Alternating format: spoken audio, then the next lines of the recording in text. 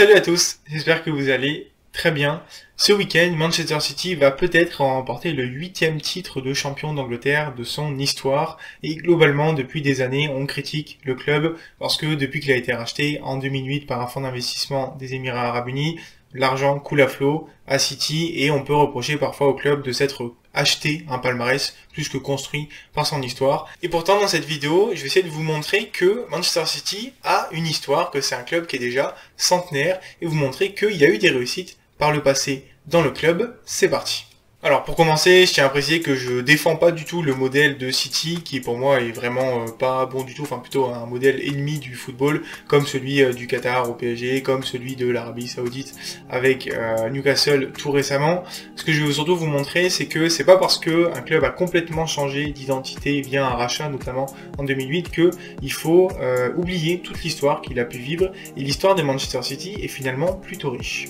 Manchester City est créé en 1880 sous le nom de St Mark's West Gorton à l'est de Manchester par Anna Connell et de Bedeau. Les Bedeau globalement c'était des employés du diocèse qui étaient chargés du bon déroulement matériel des célébrations. L'idée en fait c'est de lutter contre la délinquance qui était assez importante à Manchester à l'époque. À la base en 1875 c'est une équipe de cricket qui avait été créée. Malheureusement le cricket ne peut pas se pratiquer en hiver et donc il fallait trouver une autre activité et c'est le football qui a été choisi en 1880. Pour info, pour comparer par rapport aux autres membres du Big Six, donc Manchester United, Liverpool, Chelsea, Tottenham et Arsenal, et City c'est le deuxième club le plus ancien. Seul Manchester United a été créé avant en 1878. Le club déménage en 1887 et change de nom, il s'appellera alors Hardwick AFC. Et puis en 1892, il est l'un des membres fondateurs de la Football League, c'était les divisions 2, 3 et 4 de football en Angleterre. Puis en 1893-94, le club est réorganisé suite à des difficultés financières et prendra finalement le nom de Manchester City Football Club. Le premier titre de City, il a plus de 100 ans, en fait c'était en 1899, c'était un titre de champion de Division 2 qui permet à Manchester City de monter en Division 1. Et bien sûr le premier titre majeur remporté par Manchester City c'était en 1904, c'était la FA Cup, qui est donc la plus ancienne compétition à élimination directe de l'histoire du football. C'était face à Bolton. Il faut savoir qu'il y a un seul club du Big Six actuel qui a réussi à remporter une Cup avant Manchester City, c'était Tottenham en 1901. Pendant quelques décennies, globalement 30 ans, City va pas vivre de choses particulières durant ces saisons, jusqu'en 1934 avec une nouvelle victoire en FA Cup et surtout un record d'affluence pour un match de foot anglais dans cette même FA Cup en 1934 face à Stoke City. Il y a près de 84 569 personnes qui vont se rendre à Main Road. Alors ensuite, je vais vous sortir une anecdote qui est quand même assez incroyable et qui montre que Manchester City a aussi son lot d'anecdotes et d'histoires assez rigolotes. En 1937, le club devient enfin champion de Division 1, premier titre donc en 1937. L'année suivante, en 1938, Manchester City va être relégué, terminant 21e, alors qu'ils ont la meilleure attaque du championnat. C'est la première fois que je vois un scénario pareil. Faut savoir en même temps que City termine avec seulement 5 points de moins que le 10e au classement. C'était très serré à l'époque. Le club va remonter, va disputer une nouvelle finale de FA Cup perdue contre Newcastle en 1956 et l'année suivante, City va s'imposer lors de la finale de la FA Cup face à Birmingham, remportant sa 3e FA Cup.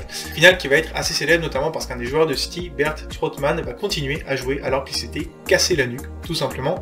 Le Manchester City de l'époque était assez connu d'ailleurs pour son système tactique, le Revie Plan, qui était en fait un système tactique basé autour d'un joueur. Comme élément déterminant, c'était Don Revie.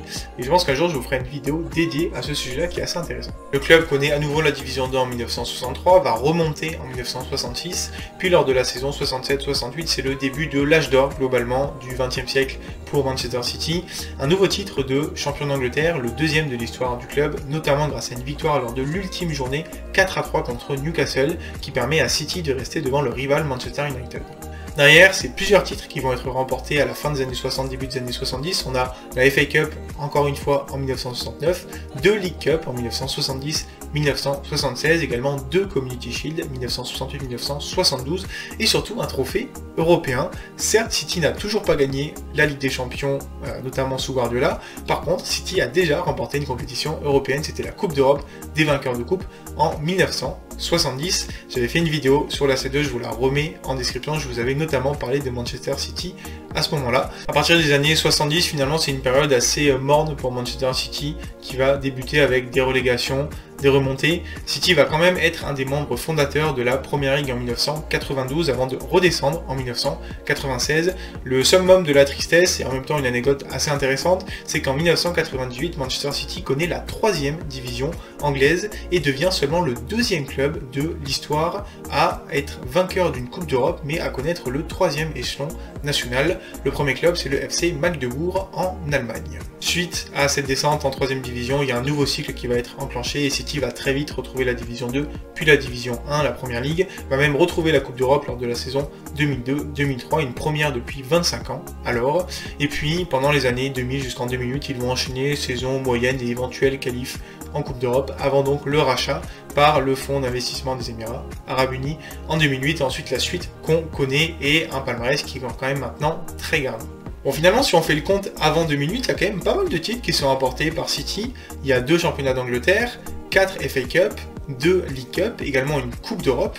Donc tout ça pour dire que Manchester City a quand même eu une histoire. Alors certes, aujourd'hui, depuis 2012, Manchester City a remporté plus de trophées qu'il n'en a remporté dans le reste de son histoire, mais j'ai quand même pas envie d'oublier l'histoire qu'a pu avoir ce club. On se rappelle notamment en 2012, lorsque le but incroyable d'Aguero dans le temps additionnel donne la Première Ligue à Manchester City, il y a quand même un compteur de près de 44 ans qui a été écoulé jusqu'à 0, signe que Manchester City n'a pas oublié non plus ses racines. Certes, le club a aujourd'hui un visage totalement différent, mais il ne faut pas oublier toute l'histoire qu'il y a eu derrière. C'est un club qui est quand même centenaire et qui a remporté plusieurs titres. Et voilà où je voulais m'arrêter sur cette vidéo, petite vidéo d'anecdote globalement pour vous montrer un petit peu l'histoire de City. Je me suis intéressé à l'histoire du club, je la connaissais pas très bien, et c'est vrai que maintenant voilà, j'ai un regard un petit peu différent sur City. Je suis toujours pas du tout fan de la gestion actuelle du club, mais au global en fait de ce football très financiarisé maintenant, mais je suis très content d'avoir découvert que City, voilà, ça reste quand même un club historique de Première Ligue depuis